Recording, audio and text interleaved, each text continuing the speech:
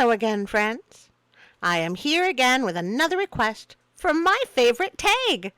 This time, I'm surprised I haven't already read the story to you, as we return to the well of the Brothers Grimm. I'm a little excited. It's been a while since we read one of their stories, and I know for a fact that this one was not first written by Charles Perrault, mostly because it grew out of Scandinavian folklore. Those same people who brought you the Yule Lads. Oh dear. So join me now as I read Frau Holle. A widow had 2 daughters. The one was beautiful and industrious. The other was ugly and lazy.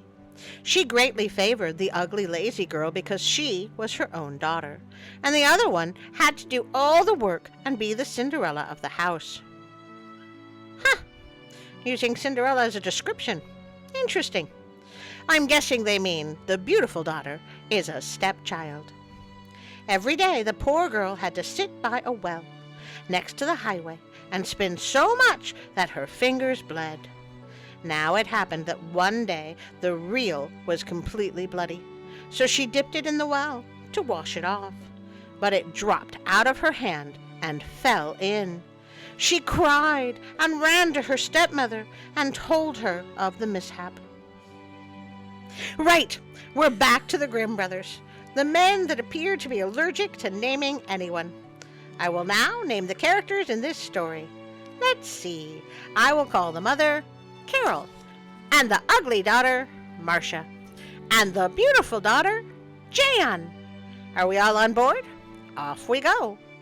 Carol scolded Jan so sharply and was so merciless that Carol said, "Since you have let the reel fall in, you must fetch it out again."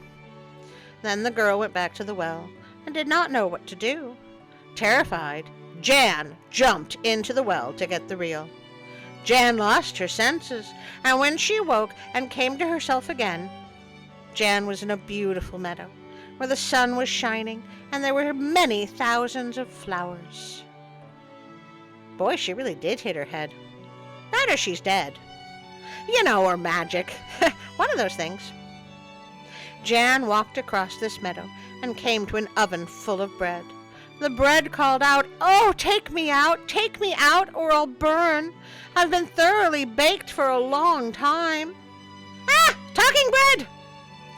So Jan stepped up to it and, with a baker's peel, took everything out, one loaf after the other.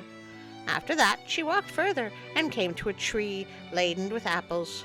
Shake me, we apples are all ripe," cried the tree. "Ah, a talking apple tree!" What do you think you're doing? But, in all sincerity, apple trees do produce too many apples per branch on the regular. It can be a real problem. So Jan shook the tree until the apples fell as though it were raining.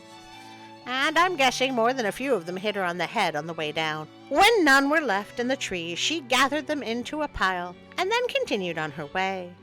Finally, Jan came to a small house. An old woman was peering out from inside.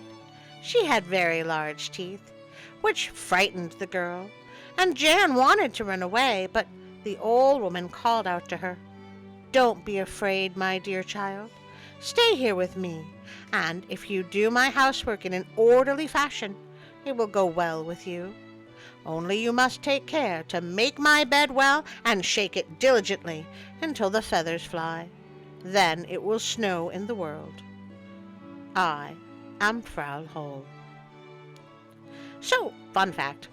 Mother Holle, also known as Old Mother Frost, is a Scandinavian spirit.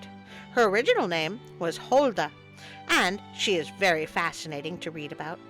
I'm sure every German child knew exactly who she was once she said her name. But me? Well, I was born under a rock. Literally. So I had to look it up. Because the old woman spoke so kindly to her, the girl took heart, agreed, and started in her service. The girl took care of everything to Frau Holle's satisfaction, and always shook her feathered bed vigorously until the feathers flew about like snowflakes. Therefore, she had a good life with her. no angry words, and boiled or roast meat every day. Great! Where do I sign up? Now, after she had been with Frau Holle for a time, she became sad. At first she did not know what was the matter with her, but at last she determined that it was homesickness. Yep, Jan hit her head hard. You've escaped, Jan! Don't go back! Even though she was many thousands of times better off here than at home, she still had a yearning to return. Finally Jan said to the old woman, I have such a longing for home, and even though I am very well off here, I cannot stay longer. I must go up again to my people.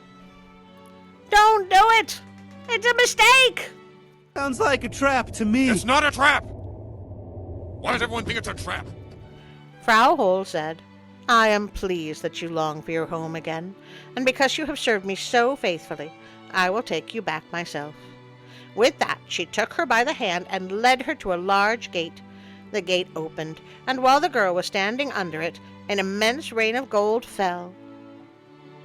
Ah! And all the gold stuck to her. That seems really bad. Oh, maybe it was more like gold dust. So that she was completely covered with it. This is yours, because you've been so industrious, said Frau Holle, and at the same time she gave her back the reel which had fallen into the well. With that the gate was closed, and the girl found herself above on earth, not far from her mother's house. And as she entered the yard, the rooster, sitting on the well, cried, Cock-a-doodle-doo! Our golden girl is here anew. Ah! A talking rooster! Then she went inside to her mother, and as she arrived all covered with gold, she was well received, both by her mother and her sister. The girl told all that had happened to her.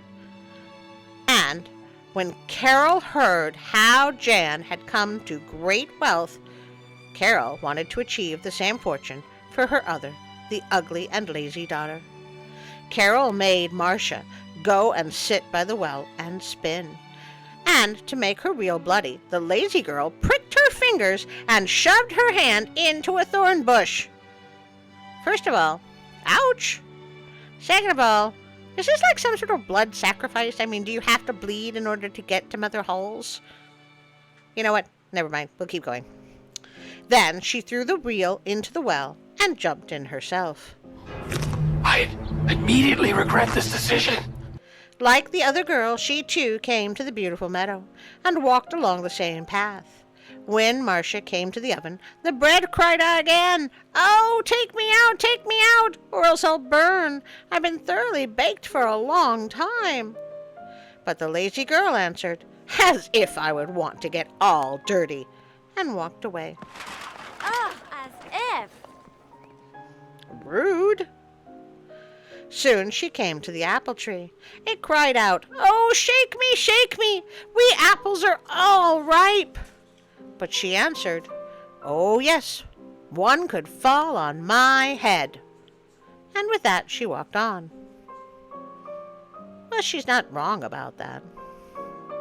When she came to Frau Holle's house, she was not afraid because she had already heard about Mother Holle's large teeth, and she immediately began to work for her. Ha! Rude, pushy, and presumptuous. This girl is a winner! I don't know what to say except that I'm honored. On the first day she forced herself, was industrious, and obeyed Frau Holle. When Mother Holle said something to Marcia, because Marcia was thinking about all the gold that Mother Holle would give her. But on the second day, she already began to be lazy. On the third day, even more so. And then she didn't even want to get up in the morning. She did not make the bed for Frau Holle the way she was supposed to, and she did not shake it until the feathers flew. And thus the winter of 1761, warmest winter in German history, until 1982. All because Marcia couldn't make a bed. Frau Holle soon became tired of this, and dismissed her of her duties. This was just what the lazy girl wanted, for Marcia thought she would now get the rain of gold. You know, Marcia, we've already talked about this. You may want to be careful about what you wish for. And anyway, Frau Holle led her to the gate. Marcia stood beneath it. But instead of gold, a large kettle full of pitch spilled over her. "That is the reward for your services," said Frau Holle, and closed the gate. So, fun fact, the common name for pitch these days is tar. So basically, she was just covered in boiling tar, which is, torture. Also a convenient way to get rid of carol singers.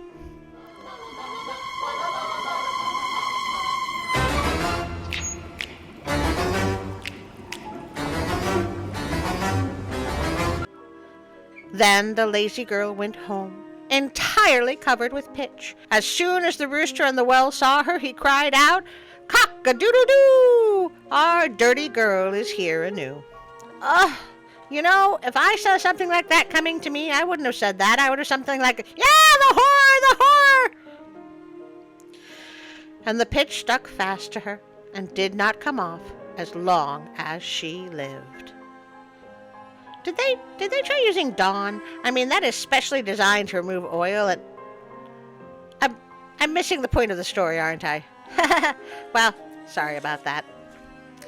Now is the time I ask you to like, share, and subscribe.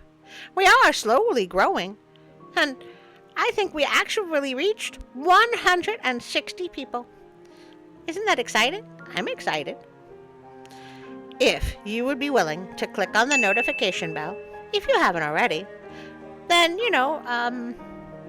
it would have no discernible difference as far as I know. But all the other YouTube creators tell you to click on the notification bell, so do it already, right? If you would like to support me on Patreon, Instagram, or Facebook, I won't bug you because I don't actually remember the last time I posted on any of them. You'll be posting on Patreon very soon. I have so much to post on Patreon. If you follow me on Patreon and I can get off my butt to do it, there is so many outtakes from the Patreon thank you that will follow this video. It's terrifying. Where was I? Oh, yes. You're supposed to be following me or supporting me on Patreon, Instagram, or Facebook. And I am thanking people. I am going to thank Pixabay.com for all the images and sounds provided by their amazing creators. And I would like to shout out to both Patreon.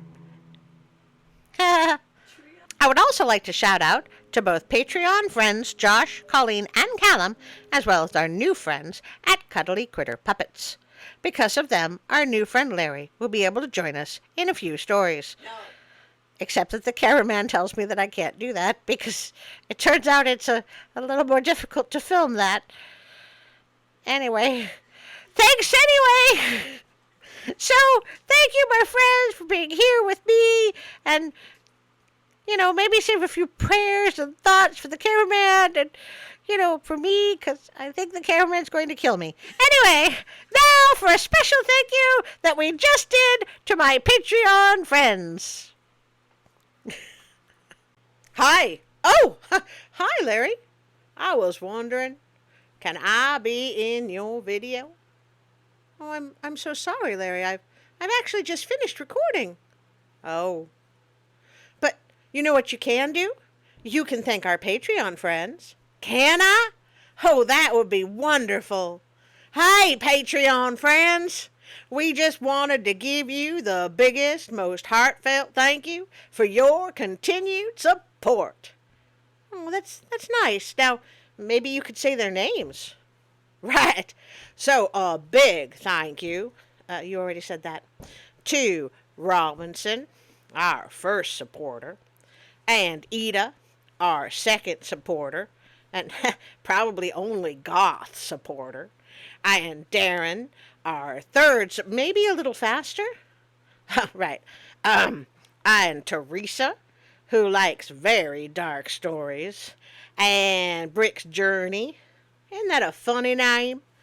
Are they a traveling builder? Don't talk about the names, just, thank them. All right.